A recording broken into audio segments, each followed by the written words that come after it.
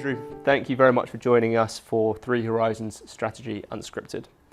In Strategy Unscripted, we explore how senior management and leadership from different industries and organizations around the world view their strategy work, the impact of this strategy work, and their planning moving forward.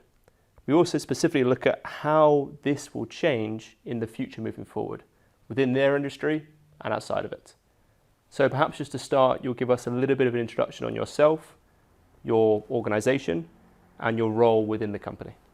Hello, I'm Andrew Willdig, and I've worked with Gunnebo for 10 years. And in the last 4 of those years, I've been responsible for our European safe storage organization. And I've been responsible there in terms of the strategic direction of that business, how we achieve growth, how we do that in a cost-effective manner, how we understand our customers in more detail, and how we deliver a strategic plan that really supports the global strategy of our entire organization. So a lot of interesting content, a lot of interesting insights for us to glean out of the experiences you've had over the last 10 years within Gunnebo and your vision for strategy within Gunnebo moving forward. So let's jump into that. With your role within Gunnebo, and obviously you've grown in that role over the years, what does strategy mean to you? What does the implementation of strategy mean to you within the organization? Well, I think like any organization, resources are scarce. So ensuring that you have a clear strategic approach to your business, targeted to make sure that you are using those resources in the best way possible, I think is how I view strategy in our business.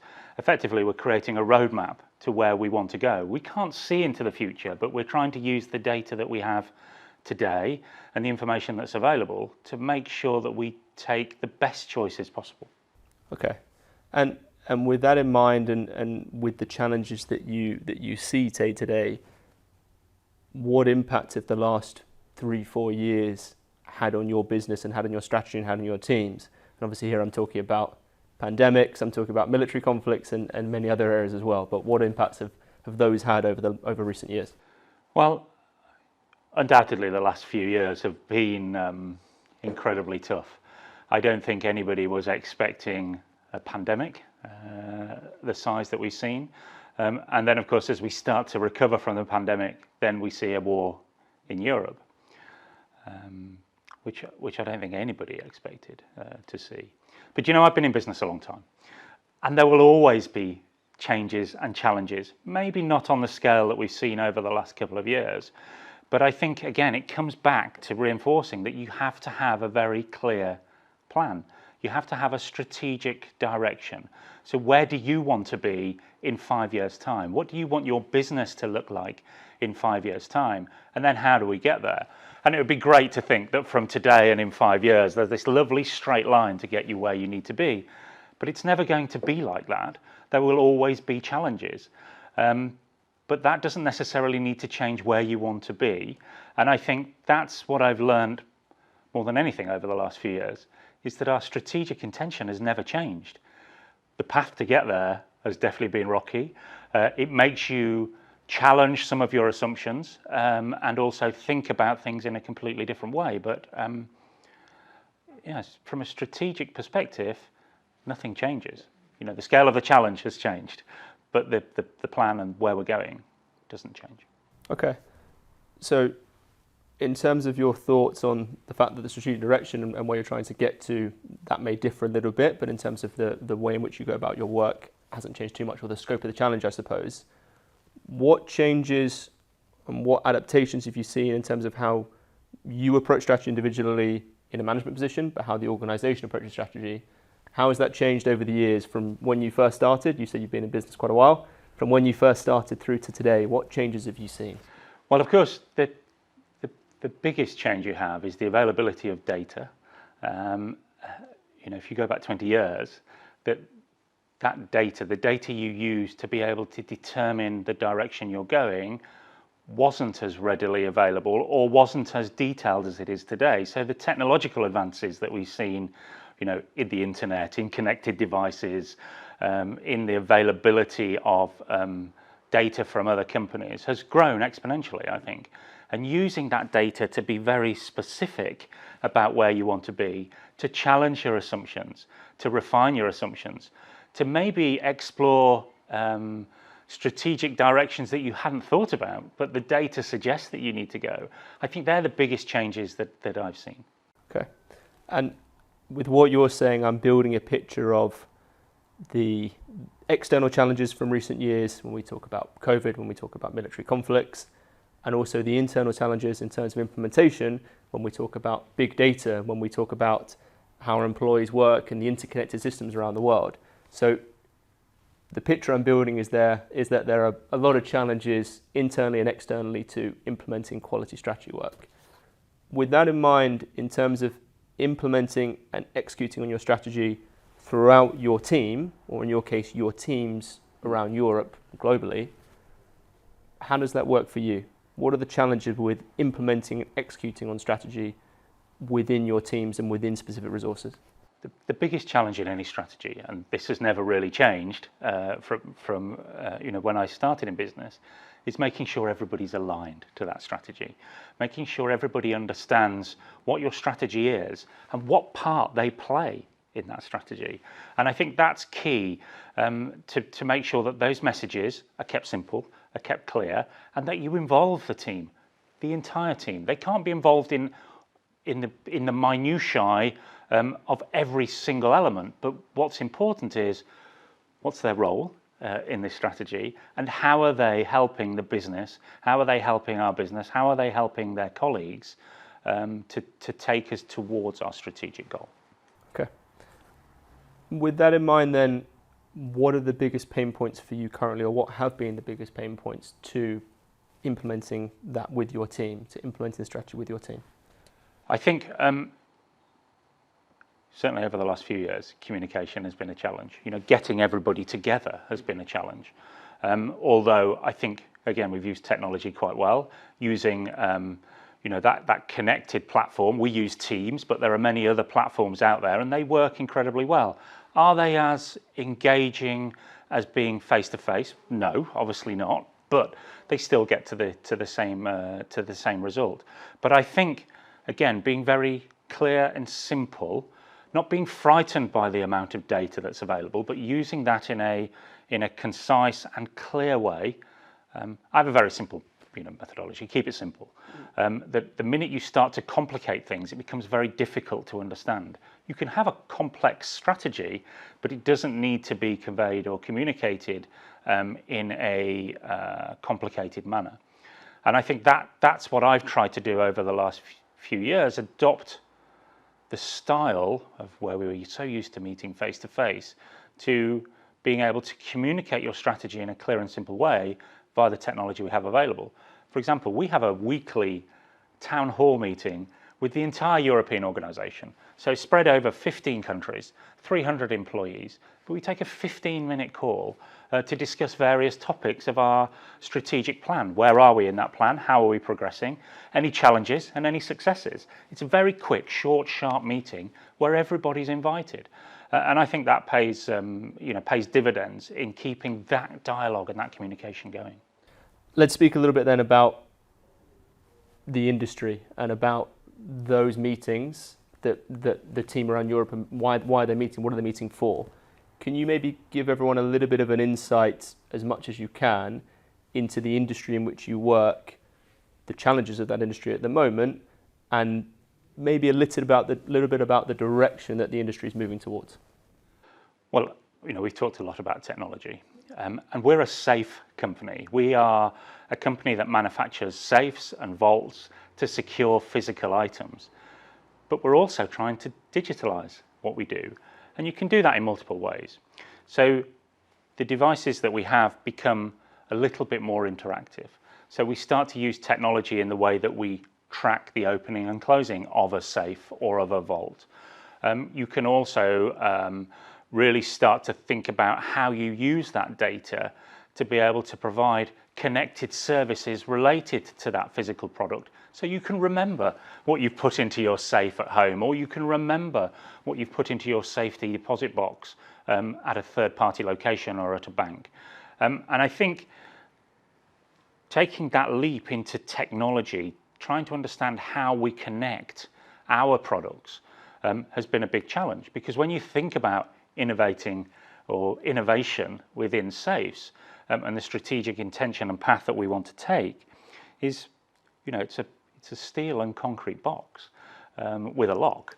So how do you innovate? How do you take that forward? Well, then you need to think about the environment that it sits in. You need to think about the problem that you're trying to solve. Your customers, what are they trying to solve? Again, coming back to keeping it quite simple. Let's not overcomplicate what we're trying to do, but how do we integrate that into everyday life? Now, of course, there are lots of things that you can do, especially with connectivity. And just because you can doesn't mean that you should. And that's where your strategy becomes important. So where do you want to get to?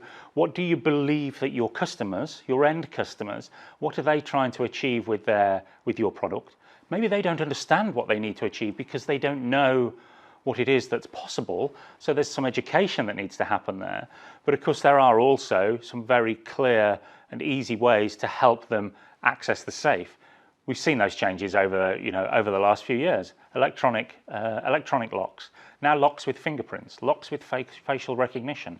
So you don't have to think about where have you put the key or what's my PIN code. There's some very simple examples of that technological change we've had in our industry. But the plan to get to a connected safe, that strategic plan, what does that mean? What does that mean for your end customers?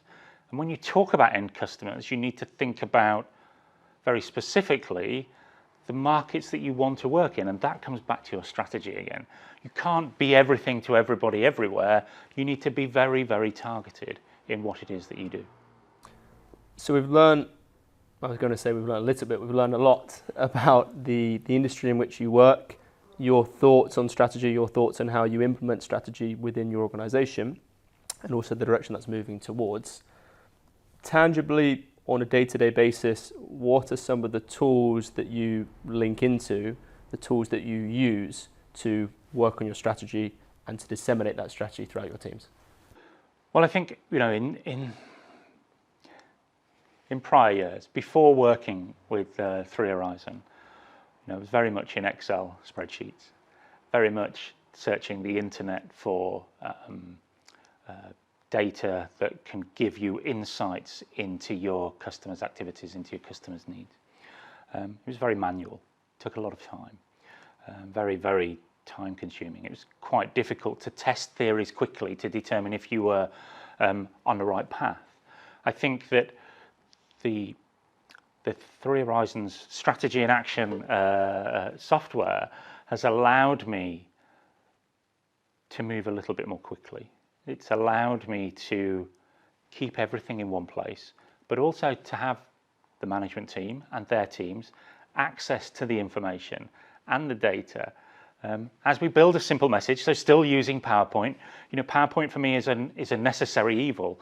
PowerPoint isn't about how pretty your slides are. It's about the message that's conveyed within it. And I think that's the same with the strategy, is that PowerPoint is a great way to communicate to a lot of people. But actually, you also need a document that demonstrates, why have we decided this route? What are the trends that are telling us that we want to go in this direction? What are the financial impacts of that decision? How does that look in that long-term strategy? Does it help us reach our goals? Does it help us reach our ambition? Are we staying true to our mission statement? Are we staying true to what it is that we fundamentally believe and trying to achieve in that long-term strategic plan? And when we think about strategy in action, and when we think about how Gunnebo use strategy in action, what you've just taken us through, we think about those three elements: the platform, we think about the workshops, and we think about the coaching, that support that you described before.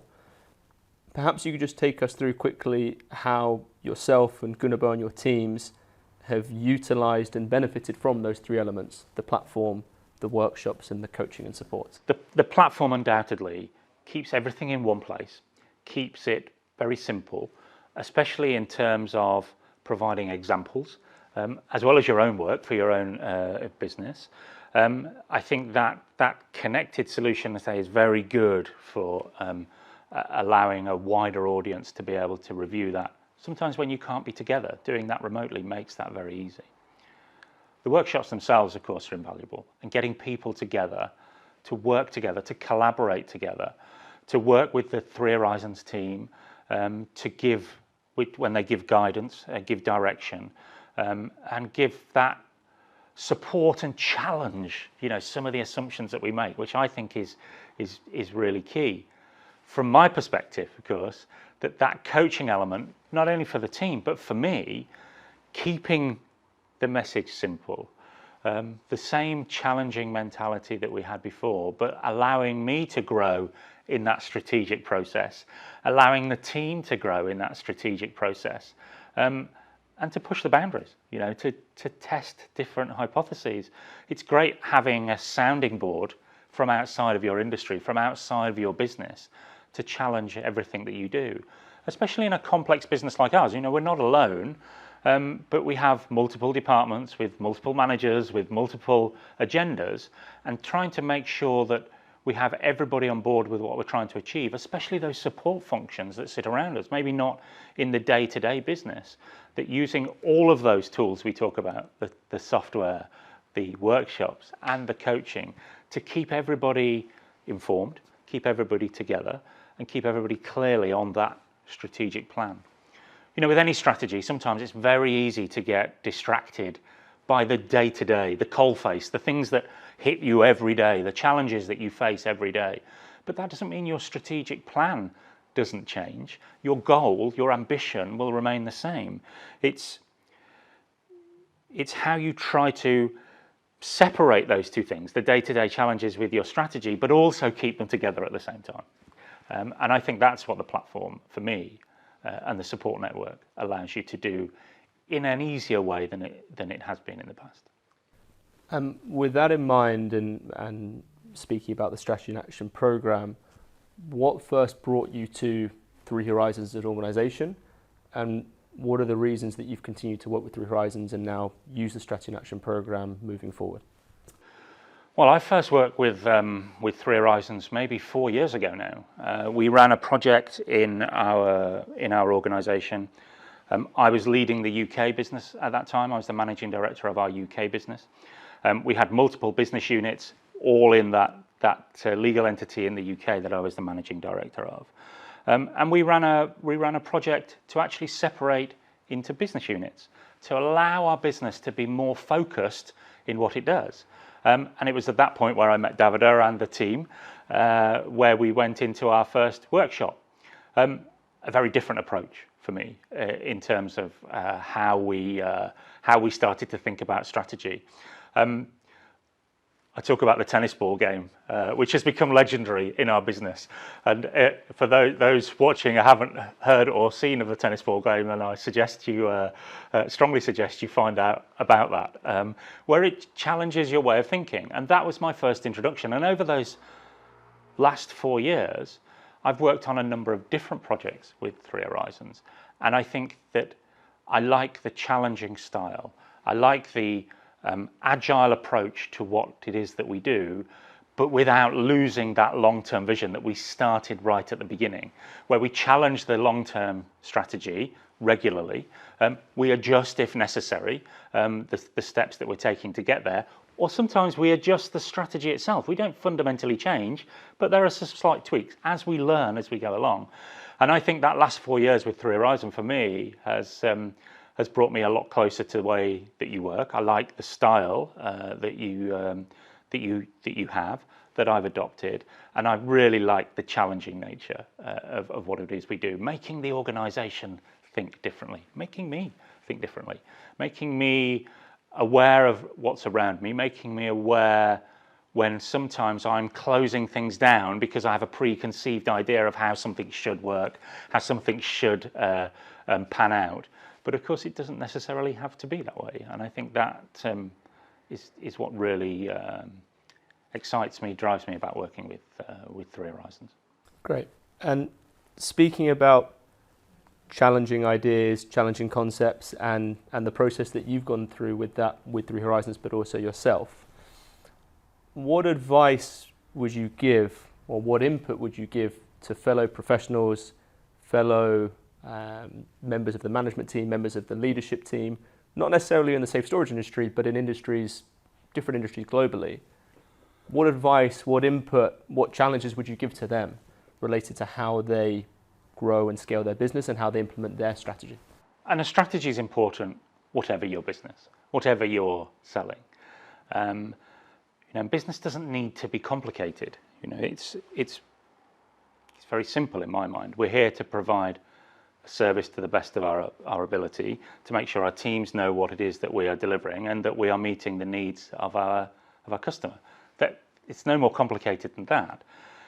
But the specifics of your own business, the specifics of my business, mean that we need to be clear on what it is that we want to achieve. So if you want to grow, how are you going to grow? Organically, through acquisition, through mergers, through other channels. How are you going to do that? So be clear on where you want to be, but actually have a strategy, because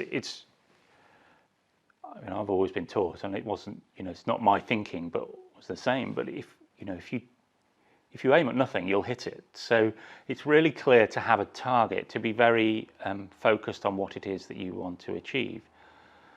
Now, do you need to work with a platform for that? Do you need to work in that way? Well, I'm sure you can find your own way. But what I say about the way that I've worked with Three Horizons over the last 4 years is that there's a framework, a loose, agile framework, but there's a framework that frames what you want to achieve and helps you do that in a better, systematic way without wasting a great deal of time.